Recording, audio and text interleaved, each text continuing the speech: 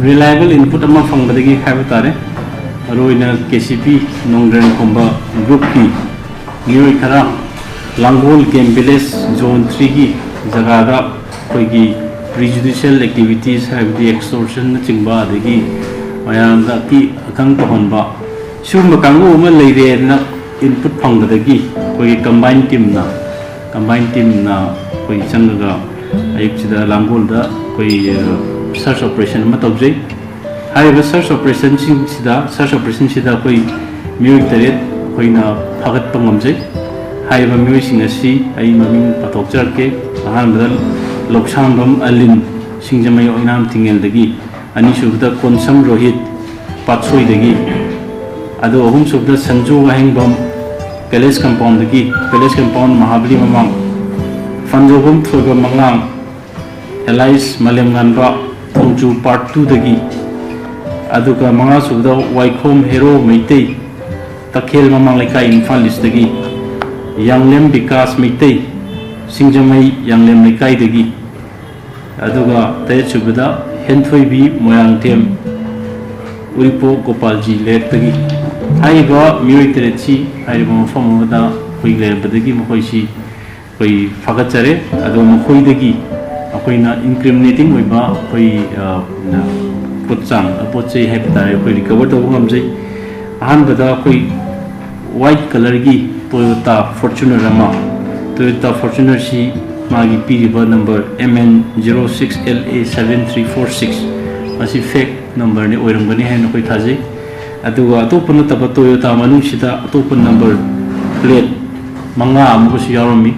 hai basing si koigi Toyota sidagi phamjabani aduga Hyundai Grand i10 white in color amaga aduga Royal Enfield Classic 350 brown color amaga adagi pistol 7.65 ki pistol amaga phamjai aduga pistol amaga topa pistol amaga koi phamjare loina mobile phone camo flash uniform mayam mahibitare boot na chingba gear mayam yaroga sumaina haiba mafam sing sidagi koi recover tobo ngame adugi matungina haiba mioi sing takta koi Lamphel police station da FIR ama register tawraga koi sindoge ba makhata ba investigation gi makta koi thok pakhat pa hobjare adu ningsing bayabudi nongni midhumni mari ni si mamangda koi social media influencer amaga mari leinana sumba khara aki akhangi thabak tawkhiba leibani aduda hojiki haiba mioi singsisu koi investigation tawjari koi singsisu dum koi singsigi hauja hai samna haibda involvement dum hangiba Fortuner car koi involvement dum leirabani thamjage loinana hojiksi extortion gi kinosi yam hingalapuna maram oidna koi gi praja singi site gi yamna pena daba khona daba social media da kai da koi su myam social media da monitor tawjuma tamda extortion gi sangi sum angkalak pasina praja sing da generally majority of the population state sida laiba koi gi la population praja yamba extortion gi kino chaitheng gi pubungam da bagi kholaw ji kana lai aduna masigi kino singsida koi polisu koi tumina leithokte koi nasu hala appeal tawji ki balai haibidi police ta matam sana pau pibiragadi koi da masagi koi na action tawsida koi fazana khonglei chumna tawbunga mi adu kanigum koi na just social media da khutang haiba khutang oiba aduga koi na sai hangu tamdadi information si pinning da bugumba sigumba si yamna thoi journal oina social media da dimana khangbungam record journal oi statement ni pp ba adu koina tamangna karai degi karana demand tawrai karam extortion no number share to view kari tawrai footage share to view hai kan dadi mayam am hai tare ne koi da ki bara kai do no khung da pinning da information share to ning da sigum si mayam yaw si share to view koi confidential oina koi loina thamjage ai office makta da la ga isa ma gunajara ga su loina information koi confidential loina thamjagani kanana pure information no kana gi dagi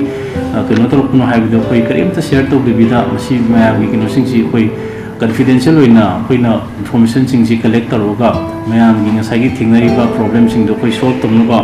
koi angam ba thak to hona jage koi hoji ko chonari andaki hongkiba numit mari ni manga ni sigatungda koi na Imphal West District Police katana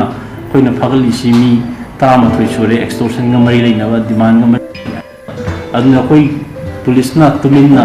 ꯇꯨꯝꯃꯒ ꯂꯩꯕ ꯅꯠꯇꯦ police monitor ꯀꯟꯅ ꯇꯧꯔꯤ ꯑꯗꯨꯒꯤ ꯃꯊꯛꯇ ꯍꯧꯖꯤꯛꯇꯤ ꯑꯦꯛꯁꯇꯣꯔꯁꯟꯁꯤ ꯁꯨꯝ ꯍꯦꯟꯒꯠꯂꯛꯑꯒꯗꯤ ꯑꯩꯈꯣꯏꯅ ꯑꯦꯛꯁꯇꯣꯔꯁꯟꯗ ꯐꯥꯔꯤꯕ ꯃꯤꯁꯤꯡꯁꯤ ꯔꯥꯎꯟ ꯌꯥꯎꯁꯤꯜꯂꯛꯑꯦ ꯃꯃꯥꯡꯗ ꯐꯥꯈꯤꯕ ꯀꯩꯅꯣ ꯇꯧꯔꯛꯄ ꯑꯁꯤꯒꯨꯝꯕ ꯃꯊꯪ ꯀꯦꯁ ꯆꯦꯟꯅꯔꯛꯄꯁꯤꯡꯁꯤ ꯑꯩꯈꯣꯏ ꯍꯧꯖꯤꯛ NSA ꯇꯧꯕ ꯑꯩꯈꯣꯏ ꯍꯧꯔꯒꯅꯤ NSAꯒꯤ ꯄ꯭ꯔꯤꯄꯦꯔꯦꯁꯟ ꯑꯁꯤ ꯇꯧꯔꯒ ꯑꯩꯈꯣꯏꯅ NSA ꯇꯧꯔꯒ ꯑꯩꯈꯣꯏ ꯑꯗꯨꯒꯤ NSA ꯕꯨꯛ ꯇꯧꯕꯒꯤ ꯀꯩꯅꯣꯁꯤ ꯑꯩꯈꯣꯏ ꯃꯁꯤ ꯍꯧꯔꯒꯅꯤ ꯍꯥꯏꯅ ꯑꯩ ꯄ꯭ꯔꯦꯁꯀꯤ ꯈꯨꯠꯊꯥꯡꯗꯁꯨ ꯊꯝꯖꯒꯦ ꯑꯗꯨꯅ ꯑꯩꯈꯣꯏꯒꯤ ꯉꯁꯥꯏꯒꯤ ꯅꯍꯥꯁꯤꯡ ꯂꯩꯔꯤꯕ ꯃꯌꯥꯝ ꯑꯩꯈꯣꯏꯒꯤ ꯏꯔꯥꯡꯁꯤꯒꯤ ꯈꯨꯗꯣꯡꯆꯥꯕ ꯂꯧꯔꯒ ꯍꯥꯏꯕ ꯇꯥꯔꯦ ꯂꯩꯔꯤꯕ ꯐꯤꯕꯝꯁꯤ ꯈꯨꯗꯣꯡꯆꯥꯕ ꯂꯧꯔꯒ ꯁꯦꯟꯗꯥꯟꯅꯕ ꯂꯝꯕꯤ ꯑꯣꯏꯅ ꯑꯦꯛꯁꯇꯣꯔꯁꯟꯒꯤ ꯀꯩꯅꯣꯁꯤꯗ ꯆꯪꯁꯤꯜꯂꯛꯄ ꯁꯤꯒꯤ ꯀꯩꯅꯣ ꯃꯌꯥꯝꯁꯤꯗ ꯌꯥꯎꯁꯤꯜꯂꯛꯄ ꯁꯤꯒꯨꯝꯕ ꯃꯌꯥꯝꯁꯤꯡꯁꯤꯗ ꯑꯩꯈꯣꯏ ꯋꯥꯔꯅꯤꯡ ꯇꯧꯖꯔꯤ ꯅꯈꯣꯏ ꯁꯤꯒꯨꯝꯕ ꯀꯩꯅꯣꯁꯤ ꯇꯣꯛꯇ꯭ꯔꯒꯗꯤ ꯍꯧꯖꯤꯛꯇꯤ NSA ꯇꯧꯔꯒ ꯕꯨꯛ ꯇꯧꯕ ꯑꯣꯔ ꯁꯤꯔꯤꯌꯁ ꯑꯣꯏꯕ ꯀ꯭ꯔꯥꯏꯝꯁꯤꯡꯗ ꯑꯩꯈꯣꯏ NIAꯗ ꯁꯤ ꯑꯦꯛꯁꯇꯣꯔꯁꯟꯒꯤ ꯇꯣꯏꯅ ꯇꯧꯔꯕ ꯑꯦꯛꯁꯇꯣꯔꯁꯟꯒꯤ ꯀꯦꯁꯁꯤꯡꯁꯤꯗꯤ ꯑꯩꯈꯣꯏ NIAꯗ ꯁꯤꯟꯅꯔꯒꯅꯤ ꯍꯥꯏꯅ NIAꯗꯁꯨ ꯑꯩꯈꯣꯏ ꯔꯤꯀꯃꯦꯟ ꯇꯧꯕ ꯍꯧꯔꯒꯅꯤ ꯍꯥꯏꯅ ꯑꯩꯈꯣꯏ ꯄꯨꯂꯤꯁꯀꯤ ꯁꯥꯏꯠꯇꯒꯤ ꯃꯁꯤ ꯊꯝꯖꯒꯦ ꯑꯗꯨ ꯃꯁꯤ ꯌꯥꯔꯤꯈꯩ ꯑꯩꯈꯣꯏ ꯉꯁꯥꯏꯒꯤ ꯂꯩꯔꯤꯕ ꯅꯍꯥꯁꯤꯡꯅꯁꯨ ꯃꯁꯤ ꯈꯔ ꯒ꯭ꯌꯥꯟ ꯇꯥꯕꯤꯌꯨ ꯃꯌꯥꯝ ꯑꯃ ꯐꯥꯔꯤꯕ ꯈꯣꯠꯂꯤꯕ ꯃꯌꯥꯝꯁꯤꯡꯁꯤꯗ ꯑꯩꯈꯣꯏ ꯉꯁꯥꯏꯒꯤ ꯅꯧꯅ ꯆꯪꯉꯛꯄ ꯃꯌꯥꯝ ꯑꯃ ꯌꯥꯎꯔꯤ ꯍꯧꯈꯤꯕ ꯆꯍꯤ ꯑꯃꯁꯤꯒꯤ ꯃꯅꯨꯡꯗ ꯑꯣꯔ ꯍꯧꯈꯤꯕ ꯊꯥ 5-6ꯁꯤ ꯃꯅꯨꯡꯗ ꯆꯪꯉꯛꯄ ꯃꯌꯥꯝ ꯑꯃ ꯁꯤꯒꯤ ꯂꯝꯕꯤꯁꯤꯗ ꯑꯩꯈꯣꯏ